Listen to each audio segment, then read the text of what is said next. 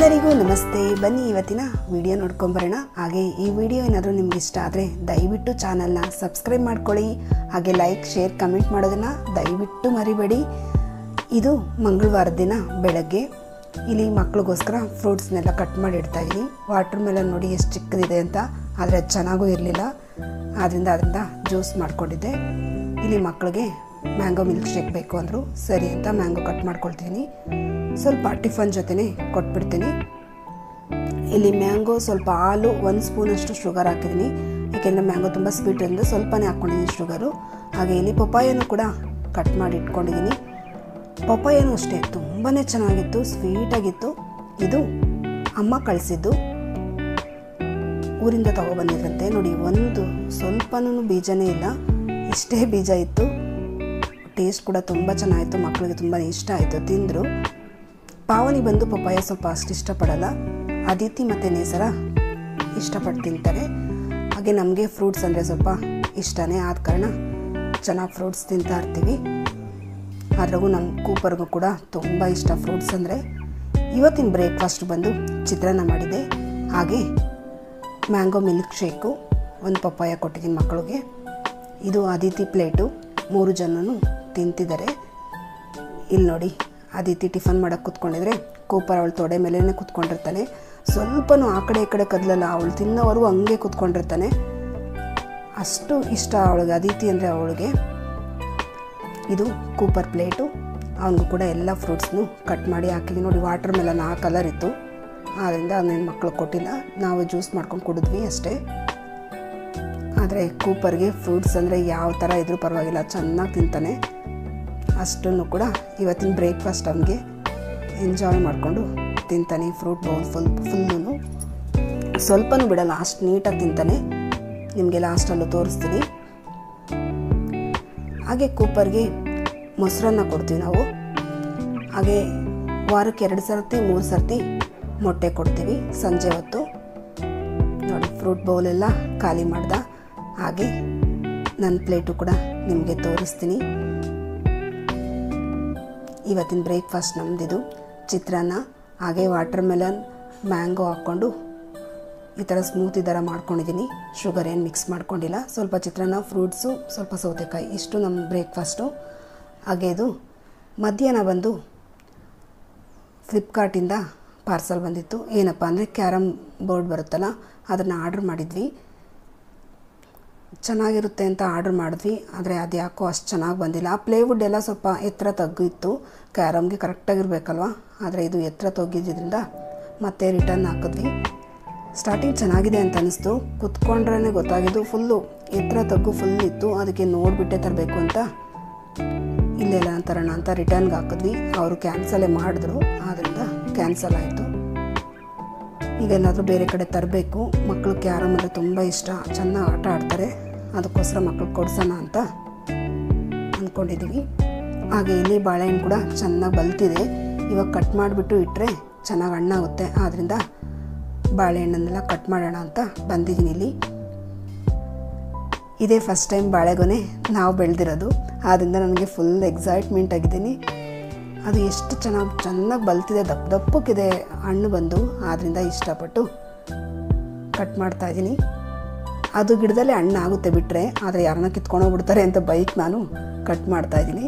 ಬಂದವರೆಲ್ಲ ಹೇಳ್ತಿದ್ರು, ಇದು ಬಲ್ತಿದೆ ಕಟ್ ಮಾಡಿ, ಬಲ್ತಿದೆ ಕಟ್ ಮಾಡಿ ಅಂತ. ಆದ್ದರಿಂದ ಕಟ್ ಮಾಡ್ಕೊಂಬಿಡೋಣ ಅಂತ ಮಾಡ್ತಾಯಿದ್ದೀನಿ. ಅದಿತಿನ ವೀಡಿಯೋ ಮಾಡೋಕ್ಕೆ ಅದಿತಿನ ಇಟ್ಟಿದ್ದೀನಿ. ಅವಳು ಸರಿಯಾಗಿ ಮಾಡ್ತಿದ್ದಾಳ ಇಲ್ವಾ ಅಂತ ನೋಡ್ಕೊಳ್ತಾ ಇದ್ದೀನಿ. ನೋಡಿ, ಇಷ್ಟು ದೊಡ್ಡ ಗೊನೆ ಬಂದಿತ್ತು. ಇದು ಪುಟ್ಟ ಬಾಳೆಹಣ್ಣು ಬರುತ್ತಲ್ಲ, ಅದು ಏಲಕ್ಕಿ ಬಾಳೆಹಣ್ಣು ಅಂತಾರಲ್ಲ, ಆ ಬಾಳೆಹಣ್ಣು. ನೋಡಿ, ಈ ಬಾಳೆಹಣ್ಣಿಂದ ಈ ಚಿಪ್ಪನ್ನೆಲ್ಲ ಕಟ್ ಮಾಡ್ಕೊಳ್ತೀನಿ. ಕಟ್ ಮಾಡಿಕೊಂಡು ಹಣ್ಣಾಗೋಕ್ಕೆ ಇಡ್ತೀನಿ. ಹಾಗೆ ನಿಮಗೆ ಮ್ಯಾಂಗೋ ಹಣ್ಣಾಗೋಕ್ಕೆ ಇಟ್ಟಿದ್ನಲ್ಲ, ನೋಡಿ ಇಷ್ಟು ಚೆನ್ನಾಗಿ ಹಣ್ಣಾಗಿದೆ. ಆಲ್ರೆಡಿ ಅರ್ಧ ಖಾಲಿನೇ ಮಾಡಿದ್ದೀವಿ, ಇನ್ನು ಮಿಕ್ಕಿದ್ನೆಲ್ಲ ಫ್ರಿಜ್ಜಿಗೆ ಇಟ್ಕೊಂಡಿದ್ದೀನಿ. ಅದೇ ಬಾಕ್ಸ್ಗೆ ಈಗ ಬಾಳೆಹಣ್ಣನ್ನು ಹಣ್ಣು ಮಾಡೋಕ್ಕೆ ಇಟ್ಕೊಳ್ತೀನಿ. ಕಾಟನ್ ಬಾಕ್ಸ್ಗೆ ನೆಲ್ಲುಲ್ಲು ಹಾಕಿದ್ದೀವಿ. ಅದರಲ್ಲೇ ಈಗ ಕಟ್ ಮಾಡಿ ಥರ ಚಿಪ್ಪನ್ನೆಲ್ಲ ಜೋಡಿಸ್ಕೊಂಡು ಅದ್ರ ಮೇಲೆ ಸ್ವಲ್ಪ ನೆಲ್ಲುಲ್ಲು ಹಾಕ್ಬಿಟ್ಟು ಇಟ್ಬಿಡ್ತೀವಿ. 2 ಅಥವಾ 3 ಡೇಸ್ಗೆಲ್ಲ ಚೆನ್ನಾಗಿ ಹಣ್ಣಾಗುತ್ತೆ ಅನಿಸುತ್ತೆ. ಹಣ್ಣಾಗದ್ಮೇಲೆ ನಿಮ್ಗೆ ತೋರಿಸ್ತೀನಿ. ಈ ರೀತಿ ಬಾಕ್ಸ್ ಮುಚ್ಚಿಬಿಟ್ಟು ಎತ್ತಿಟ್ಬಿಡ್ತೀನಿ. ಹಾಗೆ ನಾನಿಲ್ಲಿ ಬಾಳೆ ಅದು ದಿಂಡಿತ್ತಲ್ಲ, ಅದನ್ನು ಕೂಡ ಕಟ್ ಮಾಡ್ಕೊಂಡಿದ್ದೀನಿ ನೋಡಿ. ಇಲ್ಲಿ ಬಾಳೆ ದಿಂಡಿಂದು ಅದನ್ನೆಲ್ಲ ಬಿಡಿಸ್ಕೊಂಡು ಇದನ್ನು ಪಲ್ಯಕ್ಕೆ ಅಂತ ಎಲ್ಲ ರೆಡಿ ಮಾಡಿ ಇಟ್ಕೊಳ್ತಾ ಇದ್ದೀನಿ. ನೈಬರ್ಗೂ ಸ್ವಲ್ಪ ಕೊಟ್ಟು ನಾನು ಒಂದು ಸ್ವಲ್ಪ ಇಟ್ಕೊಂಡೆ. ಚೆನ್ನಾಗಿ ಎಳೆದಿತ್ತು, ಚೆನ್ನಾಗಿತ್ತು. ಆದ್ದರಿಂದ ಎಲ್ಲನೂ ಕಟ್ ಮಾಡಿ ಇಟ್ಕೊಂಡಿದ್ದೀನಿ. ಬಾಳೆ ಗಿಡ ಎಷ್ಟು ಉಪಯೋಗ ಇದೆ ಅಲ್ವಾ. ಮನೆ ಹತ್ರ ಏನೋ ಜಾಗ ಇದ್ದರೆ ಈ ರೀತಿ ಏನಾದರೂ ಹಾಕ್ಕೊಳ್ಳಿ, ತುಂಬ ಒಳ್ಳೆಯದಿದು. ಹಾಗೆ ಎಲ್ಲರೂ ಟ್ರೈ ಮಾಡ್ತಿದ್ದಾರಲ್ಲ ಇದು, ಅದಕ್ಕೋಸ್ಕರ ನಾವು ಕೂಡ ಟ್ರೈ ಮಾಡೋಣ ಅಂತ ಈ ರೀತಿ ಮಾಡ್ತಾಯಿದ್ದೀನಿ. ಇದನ್ನು ಸ್ವಲ್ಪ ಹೋಲ್ ಮಾಡೋದು ಸ್ವಲ್ಪ ಕಷ್ಟ.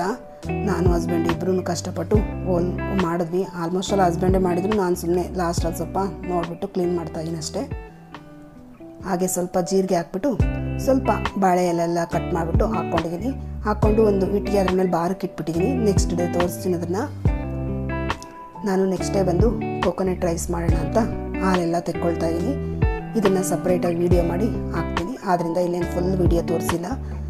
ಇದು ನೈಟು ಮಲಗಬೇಕಾದ್ರೆ ಇದನ್ನೆಲ್ಲ ಮಾಡಿಟ್ಟಿದ್ದೆ ನೋಡಿ. ಇಷ್ಟು ಹಾಲು ತೆಗೆದಿದ್ದೀನಿ, ಅಂದರೆ 3 ಕಾಯಲ್ಲಿ ಇಷ್ಟು ಹಾಲು ಆಯಿತು.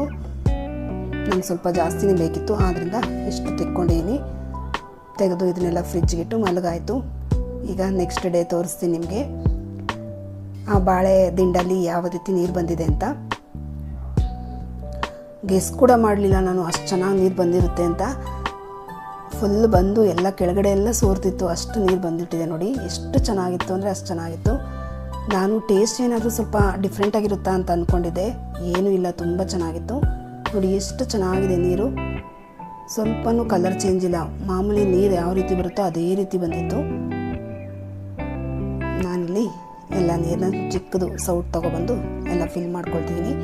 2 ಗ್ಲಾಸಷ್ಟು ಫುಲ್ ಆಗಿತ್ತು. ಇದು ನೆಕ್ಸ್ಟ್ ಡೇನೂ ಕೂಡ ಇಟ್ಟಿದ್ವಿ. ನೆಕ್ಸ್ಟ್ ಡೇನೂ ಫುಲ್ ಅಷ್ಟೇ ಕರೆಕ್ಟಾಗಿ ಆಗಿತ್ತು. ಆದರೆ ಅದ್ರ ಮೇಲೇನೋ ಒಂದು ಹುಳ ಓಡಾಡ್ತಾ ಇತ್ತು, ಅದಕ್ಕೆ ಕುಡಿಲಿಲ್ಲ, ಬಿಟ್ಬಿಟ್ವಿ ನೋಡಿ. ಇನ್ನೂ 1 ಗ್ಲಾಸ್ ಅಷ್ಟಿದೆ. ಹಾಗೆ ಜೀರಿಗೆನೂ ಕೂಡ ಹಾಕಿದ್ದೀವಲ್ಲ, ಅದೆಲ್ಲ ಕೆಳಗಡೆ ಹೋಗಿದೆ. ಅದನ್ನು ಕೂಡ ತೊಗೊಳ್ತೀನಿ ನೋಡಿ. ಇಷ್ಟು 2 ಕಪ್ಪಲ್ಲಿ 2 ಕಪ್ ಫುಲ್ ಆಗಿತ್ತು. ನೀರು ಕೂಡ ಅಷ್ಟೇ, ಏನು ಫ್ಲೇವರ್ ಏನಿಲ್ಲ. ಲಾಸ್ಟಲ್ಲಿ ಎಲ್ಲೋ ಒಂಚೂರು ಫ್ಲೇವರ್ ಸಿಗುತ್ತೆ ಅಷ್ಟೇ, ಮಾಮೂಲಿ ನೀರು ಕುಡ್ದಂಗೆ ಇರುತ್ತೆ. ಹಾಗೆ ನೆಕ್ಸ್ಟು ಬೆಳಗಿನ ಬ್ರೇಕ್ಫಾಸ್ಟ್ಗೋಸ್ಕರ ಕೋಕೋನಟ್ ರೈಸ್ ಮಾಡಿದ್ದೆ. ಇದಂತೂ ತುಂಬಾ ಚೆನ್ನಾಗಿ ಬಂದಿತ್ತು. ನಾನು ರೆಸಿಪಿ ಕೂಡ ಶೇರ್ ಮಾಡ್ತೀನಿ.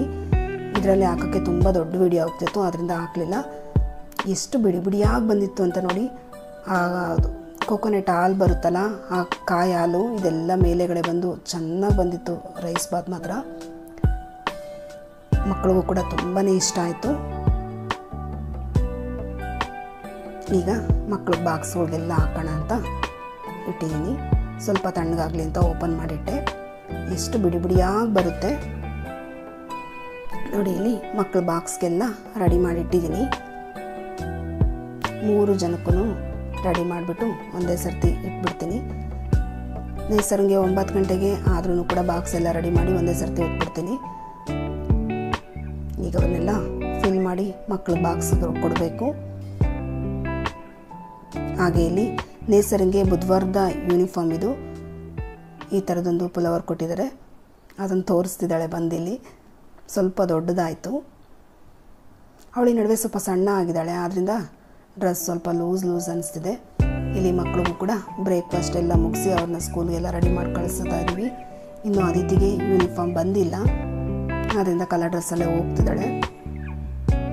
ಇವನ್ನೆಲ್ಲ ಕಳಿಸಿ ಮನೆಯೆಲ್ಲ ಕ್ಲೀನ್ ಮಾಡಿ ಪೂಜೆ ಎಲ್ಲ ಮುಗಿಸ್ಕೊಂಡು ನಾವಿವಾಗ ಅಮ್ಮ ಮನೆಗೆ ಹೋಗ್ತಾ ಇದ್ದೀವಿ. ಅಮ್ಮ ಮನೆಗೆ ಏನಕ್ಕಪ್ಪ ಅಂದರೆ ಅಮ್ಮ ಬಂದು ಹಳಸಿನಣ್ಣು ಎಲ್ಲ ತಂದಿದ್ರು, ಅದನ್ನು ಇಲ್ಲಿ ಕೊಡಬೇಕಿತ್ತು. ಆದ್ದರಿಂದ ತುಂಬ ಹಣ್ಣು ಆಗ್ಬಿಡುತ್ತೆ, ಬಂದು ತೊಗೊಂಡೋಗಿ ಅಂದರು. ಸರಿ ಅಂತ ಹೋಗಿದ್ವಿ ನೋಡಿ. ಇದು ಅಮ್ಮ ಇಟ್ಕೊಂಡ್ರು ಅಂತ ಅಂಗಡಿ ಹತ್ರ ಅಮ್ಮ ಇದ್ದರು, ಎಲ್ಲ ತೊಗೊಬಂದಿದ್ರು. ಹಂಗಾಗಿ ನಾವು ಹೋಗಿ ತೊಗೊಂಡು ಬಂದು ಇಲ್ಲಿಟ್ಟಿದ್ದೀವಿ. ಹಳಸಿನಣ್ಣು ಅಂದರೆ ಕೂಪರ್ ಅಂತೂ ಕಂಪಲ್ಸರಿ ಅದ್ರ ಹತ್ರನೇ ಇರ್ತಾನೆ, ಎಲ್ಲೂ ಹೋಗೋದಿಲ್ಲ. ಹಳಸಿನಣ್ಣು ಇಲ್ಲಿದ್ದರೆ ಕೂಪರಲ್ಲಿರ್ತಾನೆ ನೋಡಿ. ಇಲ್ಲಿ ಹಳಸಿನಣ್ಣು ತೊಗೊಬಂದಿದ್ದೀವಿ. ಈ ಹಳಸಿನಣ್ಣು ತುಂಬಾ ಚೆನ್ನಾಗಿರುತ್ತೆ. ಇದು ಊರಿಂದ ತರೋದು. ಟೇಸ್ಟ್ ಅಂತೂ ತುಂಬ ಚೆನ್ನಾಗಿರುತ್ತೆ. ಹಾಗೆ ಅಮ್ಮ ಬರ್ತಾ ಸ್ವಲ್ಪ ಎಲ್ಲನೂ ಐಟಮ್ಸ್ ಕೊಟ್ಟರು, ಅವನ್ನು ತೊಗೊಂಡು ಬಂದ್ವಿ. ಹಾಗೆ ಅಮ್ಮ ಬಸ್ಸಾರು ಮತ್ತು ಉಳ್ಳಿ ಮೊಳಕೆ ಕಟ್ಟಿರ್ತಾರಲ್ಲ, ಅದರಲ್ಲಿ ಬಸ್ಸಾರು ಮಾಡಿದರು, ಸೊಪ್ಪು ಹಾಕಿ ತುಂಬಾ ಚೆನ್ನಾಗಿತ್ತು. ನಂಗೆ ಅಮ್ಮ ಮಾಡೋ ಸಾಂಬಾರು ಅಂದರೆ ತುಂಬ ಇಷ್ಟ, ಆದ್ದರಿಂದ ಸಾಂಬಾರು ಮಾಡಿದ್ದೀನಿ ಅಂದರು. ಸರಿ ಅದನ್ನು ಹಾಕ್ಕೊಂಬ ಅಂತ ಹೇಳಿದೆ, ತೊಗೊಬಂದು ಕೊಟ್ಟರು ನೋಡಿ. ಹಳಸಿನಣ್ಣೆಲ್ಲ ಬಿಡಿಸ್ಬಿಟ್ಟು ಇಡ್ತಾಯಿದ್ದೀನಿ. ನನಗೊಂದು ಅರ್ಧ, ಹಾಗೆ ಅಮ್ಮನೂ ಸ್ವಲ್ಪ ತೊಗೊಂಡಿದ್ರು. ಅಳಸಣ ಅಂತೂ ತುಂಬ ಚೆನ್ನಾಗಿತ್ತು. ಹಾಗೆ ನಾನು ಸಾಂಬಾರಿಗೆ ಬಿಸಿ ಬಿಸಿ ಮುದ್ದೆ ಮಾಡ್ಕೊಂಡಿದ್ದೆ, ಯಾಕೆಂದರೆ ಬೆಳಗ್ಗೆ ಬ್ರೇಕ್ಫಾಸ್ಟ್ ಮಾಡಿರಲಿಲ್ಲ ನಾನು. ಅಮ್ಮ ಸಾಂಬಾರು ತರ್ತೀನಿ ಅಂತ ಹೇಳಿದ್ರಲ್ಲ, ಅದಕ್ಕೋಸ್ಕರ ಹೋಗಿ ಸಾಂಬಾರು ತೊಗೊಬಂದು ಬಿಸಿ ಮುದ್ದೆ ಮಾಡಿ ಊಟ ಮಾಡೋಷ್ಟೊತ್ತಿಗೆ 12:30 1 ಗಂಟೆ ಆಗೋಗಿತ್ತು. ಬೆಳಗ್ಗೆ ಬ್ರೇಕ್ಫಾಸ್ಟ್ ಏನು ಮಾಡಿಲ್ಲ, ಒಂದೇ ಸರ್ತಿ ಊಟ ಮಾಡ್ತಾಯಿದ್ದೀನಿ. ಅಷ್ಟರೊಳಗಡೆ ಅದಿತಿನೂ ಕೂಡ ಬಂದಿದ್ಲು. ಅದಿತಿಗೂ ತಿನ್ನಿಸ್ಕೊಂಡು ನಾನು ಮುದ್ದೆ ಊಟ ಮಾಡಿದೆ. ತುಂಬ ಚೆನ್ನಾಗಿತ್ತು ನೋಡಿ. ಇಲ್ಲಿ ಅದಿತಿನೂ ಕೂಡ ಬರ್ತಾಳೆ ಊಟಕ್ಕೆ. ಹಾಗೆ ಊಟ ಎಲ್ಲ ಮುಗಿಸ್ಕೊಂಡು ಸಂಜೆ 3ರಿಂದ 4 ಗಂಟೆ ಹಂಗೆ ಎಲ್ಲ ಟೆರೆಸ್ಗೆ ಹೋದ್ವಿ. ಸ್ವಲ್ಪ ಟೆರೆಸ್ ಎಲ್ಲ ಕ್ಲೀನ್ ಮಾಡಬೇಕಿತ್ತು, ಏಕೆಂದರೆ ಮಳೆ ಬರೋಂಗಾಗಿತ್ತು. ಆ ಗಿಡದ ಮಣ್ಣು ಹಾಗೆ ಮೇಲಿಂದ ಬರೋ ಧೂಳು ತುಂಬಾ ಇರುತ್ತೆ. ವಾರಕ್ಕೆ 1 ಸರ್ತಿ 2 ಸರ್ತಿ ಟೆರೆಸ್ ಅಂತೂ ಕ್ಲೀನ್ ಮಾಡಲೇಬೇಕು. ಈ ಮಳೆಗಂತೂ ಕ್ಲೀನ್ ಮಾಡಿಲ್ಲ ಅಂದರೆ ಎಲ್ಲನೂ ಹೋಗಿ ಆ ನೀರು ಹೋಗುತ್ತಲ್ಲ, ಅಲ್ಲಿ ಸೇರ್ಕೊಂಡ್ಬಿಡುತ್ತೆ. ನೀರೆಲ್ಲ ಮತ್ತೆ ಕೆಳಗಡೆ ಬರುತ್ತೆ. ಆದ್ದರಿಂದ ಈ ರೀತಿ ವಾರಕ್ಕೆ 1 ಸರ್ತಿ 2 ಸರ್ತಿ ಟೆರೆಸ್ ಎಲ್ಲ ಗುಡಿಸ್ತಾ ಇರ್ತೀನಿ. ನಾನು ಎಲ್ಲ ಟೆರೆಸ್ ಎಲ್ಲ ಗುಡಿಸಿದಾದ್ಮೇಲೆ ಮಳೆನೂ ಕೂಡ ಜೋರಾಗಿ ಬಂತು. ನಾನು ಒಳ್ಳೆ ಕೆಲಸ ಮಾಡಿಕೊಂಡೆ ಅಂದ್ಕೊಂಡೆ. ಎಲ್ಲ ಕ್ಲೀನ್ ಮಾಡಿಲ್ಲ ಅಂದರೆ ನೋಡಿ ಎಷ್ಟು ಧೂಳಿರುತ್ತೆ. ಆ ಧೂಳೆಲ್ಲ ಸೇರಿಕೊಂಡು ಮಳೆಯಲ್ಲಿ ಬಂದಾಗೆಲ್ಲ ಫುಲ್ ಗಲೀಜಾಗ್ಬಿಡುತ್ತೆ. ಆದ್ದರಿಂದ ಈ ರೀತಿ ಅವಾಗವಾಗ ಕ್ಲೀನ್ ಮಾಡ್ಕೊಳ್ತಾ ಇರ್ತೀನಿ. ಅದಿತಿಗೆ ಈ ಓಲೋಪ್ ಕೊಡಿಸಿದ್ನಲ್ಲ ನೋಡಿ ಎಷ್ಟು ಚೆನ್ನಾಗಿ ಕಲ್ತ್ಕೊಂಡ್ಬಿಟ್ಟಿದ್ದಾಳೆ ಅಂತ. ಈಗ ಎಷ್ಟೊತ್ತಾದರೂ ಆಡ್ತಾನೆ ಇರ್ತಾಳೆ, ಚೆನ್ನಾಗಿ ಆಡಿಸ್ತಾಳೆ. ಅದನ್ನೀಗ ಬ್ಯಾಲೆನ್ಸ್ ಮಾಡೋದು ಗೊತ್ತಾಗಿದೆ ಅವಳಿಗೆ. ಸ್ಲೋ ಮಾಡೋದು, ಫಾಸ್ಟ್ ಮಾಡೋದೆಲ್ಲ ಚೆನ್ನಾಗಿ ಮಾಡ್ತಾಳೆ. ಹಿಂಗೆ ಒಂದು 10ರಿಂದ 15 ನಿಮಿಷ ಚೆನ್ನಾಗಿ ಫಾಸ್ಟಾಗಿ ಮಾಡ್ತಾಳೆ. ಕೊಡಿಸಿದ್ದು ಯೂಸ್ ಆಯಿತು ಅಂತ ಅನ್ನಿಸ್ತು. ಫಸ್ಟಿಂದ ಹೇಳ್ತಾ ಇದ್ದೆ ತಗೋ ಅಂತ, ಅವಳು ಇಂಟ್ರೆಸ್ಟ್ ಇರಲಿಲ್ಲ. ಮೊನ್ನೆ ಸರ್ತಿ ಹೋದಾಗೆ ತೊಗೊಂಡಿದ್ದು. ಈಗ ಅದಿತಿ ತುಂಬ ಚೆನ್ನಾಗಿ ಕಲ್ತ್ಕೊಂಡ್ಬಿಟ್ಲಿ ಇದನ್ನು. ಹಾಗೆ ಬನ್ನಿ ನಮ್ಮ ಟೆರೆಸ್ ಮೇಲೆ ಏನೇನಿದೆ ಅಂತ ಸ್ವಲ್ಪ ತೋರಿಸ್ತೀನಿ ನಿಮಗೆ. ನಾವಿಲ್ಲಿ ಟೆರೆಸ್ ಮೇಲೆ ಒಂದು ಚಿಕ್ಕದೊಂದು ರೂಮ್ ಕಟ್ಕೊಂಡಿದ್ದೀವಿ. ಅದರಲ್ಲೆಲ್ಲ ಸ್ವಲ್ಪ ಲಗೇಜ್ ಎಲ್ಲ ಹಾಕಿದ್ದೀವಿ, ಸ್ಟೋರ್ ರೂಮ್ ಥರ. ಆದರೆ ಅದು ಆಫೀಸ್ ರೂಮ್ ಅಂತ ಕಟ್ಟಿದ್ದು, ಅಲ್ಲೇನು ಯೂಸ್ ಮಾಡ್ತಾ ಇಲ್ಲ. ಆದ್ದರಿಂದ ಅದನ್ನೆಲ್ಲ ಸ್ಟೋರೇಜ್ಗೆ ಯೂಸ್ ಮಾಡ್ತಾ ಇದ್ದೀವಿ. ಹಾಗೆ ಸ್ವಲ್ಪ ಗಿಡಗಳು ಅದನ್ನೆಲ್ಲ ಇಟ್ಕೊಂಡಿದ್ದೀವಿ. ಈಗ ಮೆಟ್ಲನ್ನು ಕೂಡ ಗುಡಿಸ್ಕೊಂಡು ಬರ್ತಾ ಇದ್ದೀನಿ. ಟೆರೆಸ್ಸಿಂದ ಫುಲ್ಲು ಕೆಳಗಡೆವರೆಗೂ ಒಂದು ಸರ್ತಿ ಗುಡಿಸ್ಕೊಂಬಂದ್ಬಿಡ್ತೀನಿ. ಏನಿಲ್ಲ ಅಂದರೆ 1ರಿಂದ 1.5 ಅವರ್ ಆಗುತ್ತೆ. ಮೇಲಿಂದ ಕೆಳಗಡೆವರೆಗೂ ಕಸ ಗುಡಿಸ್ಕೊಂಬಂದ್ಬಿಟ್ರೆ ಅಷ್ಟೊತ್ತು ಟೈಮ್ ತೊಗೊಳುತ್ತೆ. ಈ ಕಸ ಅದು ಎಲ್ಲೆಲ್ಲಿ ಸೇರ್ಕೊಂಡಿರುತ್ತೆ ಅಂತ ಸಖತ್ತು ಧೂಳು. ಸುತ್ತೂ ಓಪನ್ ಇರೋದ್ರಿಂದ ಯಾವ ಕಡೆಯಿಂದ ಮಣ್ಣು ಬರುತ್ತೆ ಅಂತಲೇ ಹೇಳೋಕ್ಕಾಗಲ್ಲ, ಅಷ್ಟು ಧೂಳು. ಅದು ಬೇರೆ ಇವಾಗ ಗಾಳಿ ಮಳೆ ಅಂತೂ ತುಂಬ ಅಲ್ವಾ. ಆದ್ದರಿಂದ 1 ದಿನ 2 ದಿನಕ್ಕೆ ಫುಲ್ ಮಣ್ಣು ಹಾಕೊಂಡ್ಬಿಟ್ಟಿರುತ್ತೆ. ಆದ್ದರಿಂದ ಎಲ್ಲನೂ ಒಂದು ವಾರಕ್ಕೆ 1 ಸರ್ತಿ 2 ಸರ್ತಿ ಕಂಪಲ್ಸರಿ ಕ್ಲೀನ್ ಮಾಡ್ಕೊಳ್ಳೇಬೇಕು. ನೋಡಿ ಅಷ್ಟರ ಕಸ ಎಲ್ಲ ಗುಡಿಸೋಷ್ಟ್ರೊಳಗಡೆ ಎಷ್ಟು ಗಾಳಿ ಬರ್ತಾ ಇದೆ ಅಂತ. ಜೋರು ಗಾಳಿ, ಗಿಡಗಳೆಲ್ಲ ಫುಲ್ಲು ಬಿದ್ದೋಗಂಗೆ ಆಗ್ತಾಯಿತ್ತು. ನುಗ್ಗೆ ಮರ ಫುಲ್ಲು ಮಾಡಿವರೆಗೂ ಇತ್ತು. ಗಾಳಿ ಮಳೆಗೆ ಎಲ್ಲ ಬಿದ್ದೋಗಿ ಈಗ ಅಷ್ಟು ಬಂದುಬಿಟ್ಟಿದೆ. ಈಗ ಫಸ್ಟ್ ಫ್ಲೋರ್ ಮಾತ್ರನೇ ಇದೆ. ಮೊದಲು ಬಂದುಬಿಟ್ಟು 3 ಫ್ಲೋರೂ ಇತ್ತು. ಈಗ ನೋಡಿ ಇಷ್ಟೇ ಗಿಡ ಇರೋದು. ಗಾಳಿ ಮಳೆ ಸ್ಟಾರ್ಟ್ ಆಯಿತು ಅನ್ನೋಷ್ಟೊತ್ತಿಗೆ ಗಾಳಿ ಸ್ವಲ್ಪ ನಿಲ್ತು. ಅಷ್ಟರೊಳಗಡೆ ಮಳೆನೂ ಕೂಡ ಸ್ವಲ್ಪ ಸ್ಟಾರ್ಟ್ ಆಯಿತು. ತುಂಬ ಹೊತ್ತೇನು ಬರಲಿಲ್ಲ, ಒಂದು 15 ನಿಮಿಷ ಏನೋ ಅಷ್ಟೇ ಬಂದಿದ್ದು. ಯಾಕೆಂದರೆ ಗಾಳಿ ಜಾಸ್ತಿ ಇದ್ದರೆ ಮಳೆ ಅಷ್ಟು ಜೋರು ಬರಲ್ಲ. ಇಲ್ಲಿ ಮಕ್ಕಳು ಫುಲ್ ಎಂಜಾಯ್ ಮಾಡ್ತಿದ್ದಾರೆ. ಹಾಗೆ ಟೆರೆಸ್ ಮೇಲೆ ಇವತ್ತು ಊಟ, ಒಲೆ ಮೇಲೆ ರೈಸ್ ಮಾಡಿಕೊಂಡು ಅಮ್ಮ ಸಾಂಬಾರು ಕಳಿಸಿದ್ರಲ್ಲ, ಅಲ್ಲೇ ಕೂತ್ಕೊಂಡು ಊಟ ಎಲ್ಲ ಮುಗಿಸ್ಕೊಂಡ್ವಿ. ಮುಗಿಸ್ಕೊಳ್ಳೋಷ್ಟೊತ್ತಿಗೆ ಮಳೆನೂ ಕೂಡ ಜೋರು ಬಂತು. ಎಲ್ಲರೂ ಎಂಜಾಯ್ ಮಾಡ್ತಾಯಿದ್ವಿ ಮಳೆಯಲ್ಲಿ. ನೋಡಿ ಇಲ್ಲಿ ಪಾವನಿ ಡ್ಯಾನ್ಸ್ ಮಾಡ್ತಿದ್ದಾಳೆ ಮಳೆಯೆಲ್ಲ ಬಂದು ನಿಂತ ಮೇಲೆ. ಇಷ್ಟೊಳಗಡೆ ಎಲ್ಲ ಊಟನೂ ಮುಗಿದೋಗಿತ್ತು ಇವತ್ತು ಸ್ವಲ್ಪ ಬೇಗನೆ. ನಾವು ಆಲ್ಮೋಸ್ಟ್ 7 ಗಂಟೆ ಅಷ್ಟೊತ್ತಿಗೆ ಊಟ ಮಾಡೋಕ್ಕೆ ಟ್ರೈ ಮಾಡ್ತೀವಿ. 9 ಗಂಟೆಗೆ ಮಕ್ಳಿಗೊಂದು ಸ್ವಲ್ಪ ಹಾಲು ಕೊಟ್ಬಿಟ್ಟು ಮಲಗಿಸ್ತೀವಿ. ನೋಡಿ ಇಲ್ಲಿ ಒಲೆ ಮೇಲೆ ರೈಸ್ ಎಲ್ಲ ಮಾಡ್ಕೊಂಡಿದ್ವಿ. ಮಳೆ ಬಂದೆಲ್ಲ ಸ್ವಲ್ಪ ನೆಂದಿದೆ. ನೋಡಿ ಇಲ್ಲಿ ನುಗ್ಗೆ ಗಿಡ ಅಷ್ಟು ಚಿಕ್ಕದಾಗೋಗಿದೆ. ನನ್ನ ವಿಡಿಯೋ ಏನಾದರೂ ಇಷ್ಟ ಆದರೆ ದಯವಿಟ್ಟು ಚಾನಲ್ನ ಸಬ್ಸ್ಕ್ರೈಬ್ ಮಾಡ್ಕೊಳ್ಳಿ, ಲೈಕ್ ಮಾಡಿ.